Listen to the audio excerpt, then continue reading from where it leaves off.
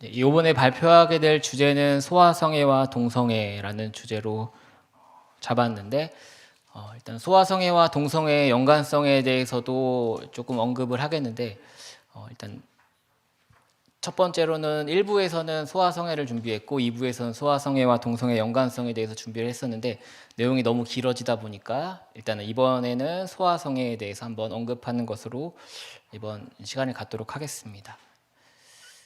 우리 소아성애에 대해서는 이제 두 가지 양가 감정이 있습니다. 첫 번째로는 소아성애가 일단 범죄이기 때문에 성애자들을 이제 범죄로 보는 입장과 또 반대의 감정으로는 이제 소아성애를 문화적으로는 어느 정도 용인해주는 그런 잘못된 문화가 있습니다. 최근에 이제 그 뉴진스라는 걸그룹에서 이런 이 옷을 입고 나왔는데 여기서 이제 핀프가 이제 그 저희가 포주를 이야기합니다. 그래서 이런 옷을 입고 나왔고 밑에 보면은 이제 그 여자 그 아이돌 가수가 이렇게 우유를 먹고 있는 이런 장면을 보고 있는데 딱 봐도 뭐를 연상하는지 알 수 있겠죠. 이런 것에 대해서 이제 평론가들은 최근에는 이제 소아성애는 꼭 나쁜 것만 아니다. 우리 사회가 어느 정도 이런 부분에 대해서는 문화적으로 우리가 즐기는 것에 대해서도 우리가 받아들여야 된다라고 주장을 했습니다. 굉장히 유명했던 평론가고요. 그래서 이번 시간에는 소아성애의 정의와 역사, 유병률, 진단, 치료 이렇게 이런 순서로 발표를 진행하도록 하겠습니다. 먼저 정의를 알아보겠습니다. 소아성애는 크게 성도착증이라는 이런 질병 중에 하나로 분류되어 있습니다. 성도착증은 비전형적인 대상의 성적인 환상과 행동을 하고 또한 성적 흥분을 느끼는 이러한 질병을 말합니다. 비전형적인 대상이 중요한데 그러면 전형적인 대상은 뭐냐? 여기 세 가지로 나눌 수 있습니다. 이 세 가지 모두 충족해야 되는데 신체적으로 성숙하고 상대방이 동의를 표시할 수 있는 능력이 있고 또 가장 중요한 건 인간입니다. 이 세 가지가 다 충족돼야지 전형적인 대상입니다. 근데 여기서 벗어나게 된 것을 비전형적인 대상이라고 얘기하고 그것에 대해서 이 성적 흥분을 느끼는 경우를 성도착증이라고 이야기합니다. DSM-5에서는 8가지로 성도착증을 분류하고 있습니다. 노출장애, 물품음란장애, 접촉도착장애, 그 중에 하나가 소아성애 장애입니다. 의상도착장애, 관음, 성적 가학, 피학 8가지인데 소아성애는 이제 신체적으로 성숙하지 않는 대상을 있고 그리고 또한 대상이 동의를 표시할 수 있는 능력이 없습니다. 어리기 때문에 그래서 이 두 가지가 이제 비전형적인 대상으로 볼 수 있고 그렇기 때문에 이제 이 비전형적인 대상에 대한 성적 흥분을 느끼는 경우를 해서 소아성애 장애가 이제 그 문제가 되고 있습니다. 이 원인으로는 이제 그 동성애와 마찬가지로 잘 모른다가 정답입니다. 그래도 이제 원인에 대해서 설명하고자 하는 여러 가지 노력이 있었는데 정신분석 이론에서는 유아기 행태의 성적 행동이 고착돼서 그렇다.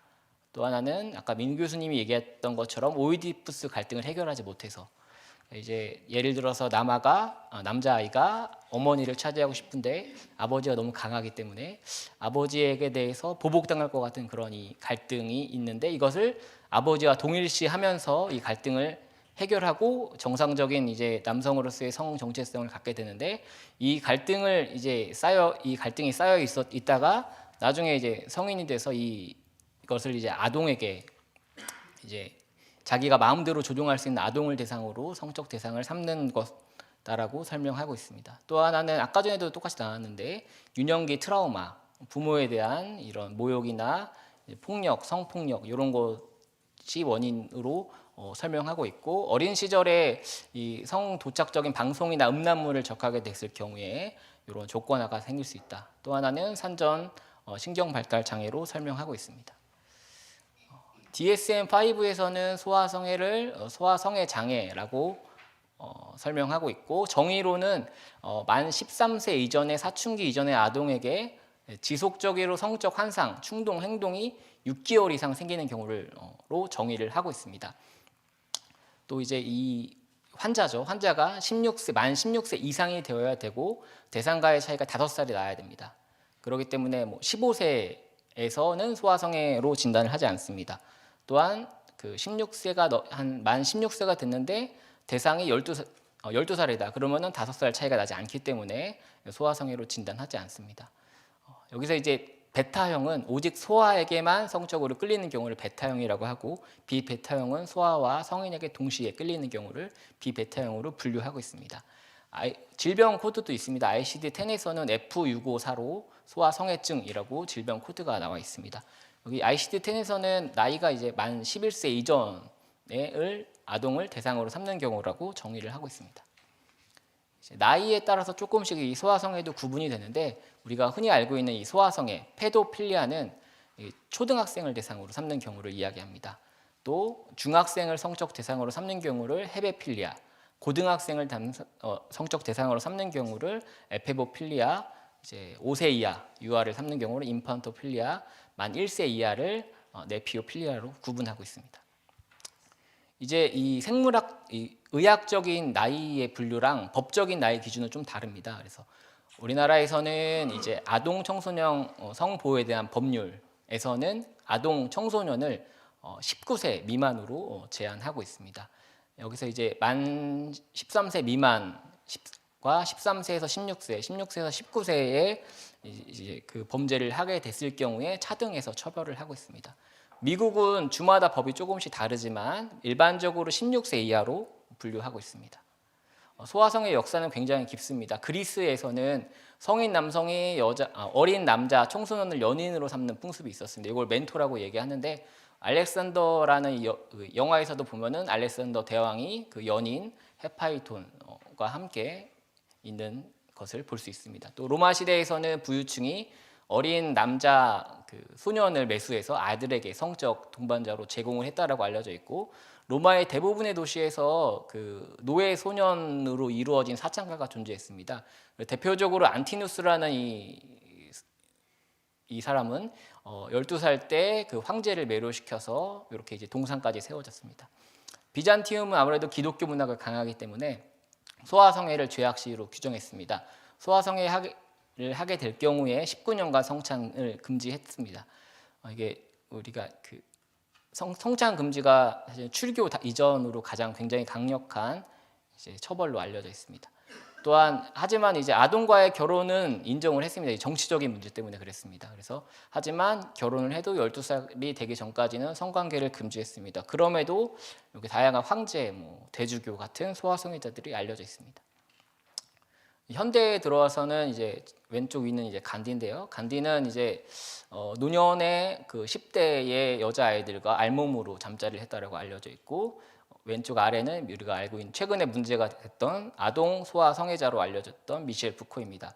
또한 이제 사르트르, 시몬드 보부아르, 롤랑 바르트 같은 사람들은 1977년도에 어른과 미성년자의 성관계를 인정해달라고 공식적으로 발표를 했습니다. 진단에 대해서 알아보도록 하겠습니다. 진단은 음경 변화의 크기를 측정하는 기계를 통해서 진단을 하게 됩니다.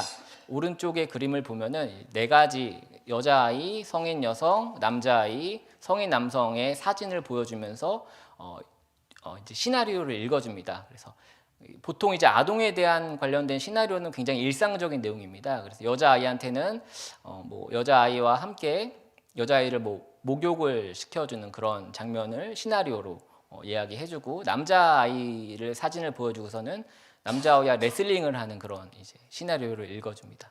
또한 하지만 이제 성인에 대해서는 실질적으로 성관계를 갖는 그런 시나리오를 읽어주면서 이것을 보고 들으면서 음경의 크기가 변화가 되고 있는지를 이제 측정하는 방법입니다.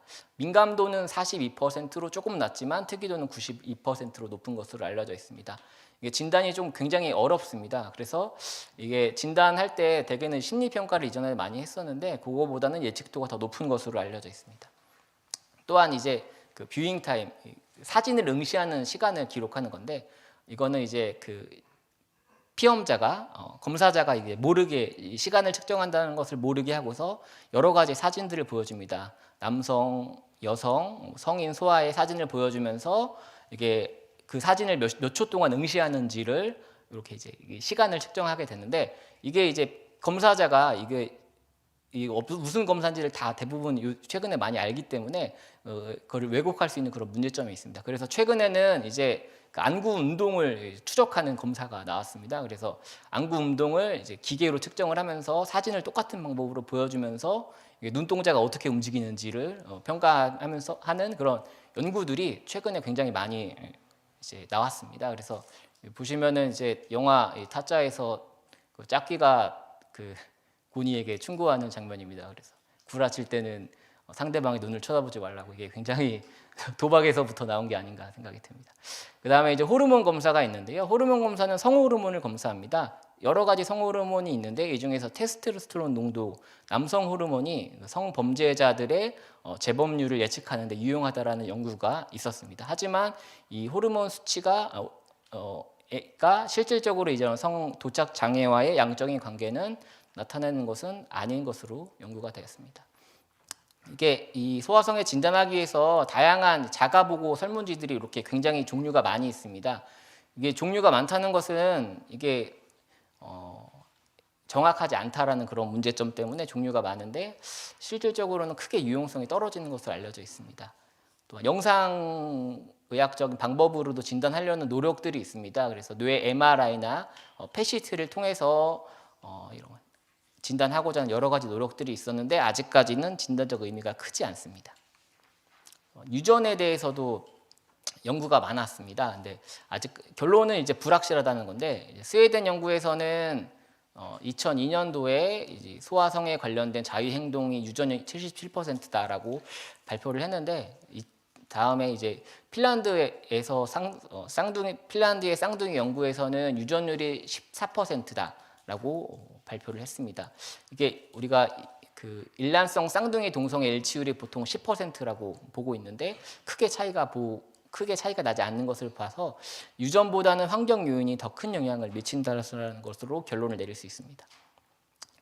이제 그 유전보다 이 환경적인 요인이 더 크다는 게 이제 출생 순서도 차이가 있습니다. 이게 동성애랑 소아성애자들 공통적으로 출생 순서가 비슷합니다. 소아성애자와 성인 동성애 모두 형제 중에 막내가 많았고, 소아성애자들 중에서 양성애 그리고 이성애자들이 있는데 그 중에서 동성애자들이 이성애 소아성애자들보다 형제 중에 더 어린 것으로 연구가 됐습니다. 그걸 이제 원인으로 이제 왜 그런지를 설명하고 있는 논문도 있었는데, 형제가 어릴수록 이제 성적 일탈 행위를 더 많이 하기 때문에 이런 경향을 보인다라고는 연구도 있었습니다. 또한 어린 시절 성적 학대 경험도 소아성애와 동성애자들 공통적으로 있었습니다. 아동기, 청소년기에 성적 경험을 한 경험한 비율이 남성 동성애자들, 소아성애자 공통적으로 높았고, 이성애자들과 비교해서 어린 시절 더 많은 성적 학대를 경험했다라는 연구도 있었습니다. 이거는 다음에 기회가 될 때 다시 한번 다뤄보도록 하겠습니다. 일반적인 특징에 대한 연구들을 몇 가지를 이렇게 쭉 모아봤는데, 남녀 평균 연령이 소아성애자들이 28세였고 가난하고 교육 수준이 낮고 IQ 낮고 정신질환이 50% 동반돼 있고 화학적 의존성, 중독이나 마약 같은 거죠, 높았습니다. 또한 왼손잡이가 2배 높았고 11세 이전에 두부 손상력이 있다는 연구도 있었습니다. 또한 범죄를 할 때 50%에서는 음주 상태에서 범죄를 하고 환자의 95%가 이성애자, 5%가 동성애자라는 연구도 있었습니다. 소아성범죄자들에서 말초에서 이제 테스토스테론 농도가 감소된다라는 연구도 있었습니다. 또 이게 성도착증의 일환이기 때문에 다른 성도착증이 10에서 30% 공존하는 것으로 연구도 있었습니다. 우리나라 연구인데요. 이제 국립법무병원의 그 치료 감호 중인 135명의 이제 파라필리아 성도착증 환자를 대상으로 연구를 했을 때 소아성애자들 59명, 그 다음에 성도착증 환자 56명을 대상으로 했을 때 소아성애자들이 있어서 다른 이 성도착증 환자에 비해서 IQ 70 이하가 소아성애자들은 25%, 성도착증 환자는 7%로 소아성애자들의 그 IQ가 더 낮은 것을 확인할 수 있었습니다. 또한 이 테스토스테론 농도, 남성 호르몬 농도를 측정했을 때 소아성애자들이 다른 성도착증에 비해서 통계적으로 유의하게 테스토스테론 농도가 낮은 것을 확인할 수 있었습니다. 소아성애 특징 중에 하나가 이제 성별 선호입니다.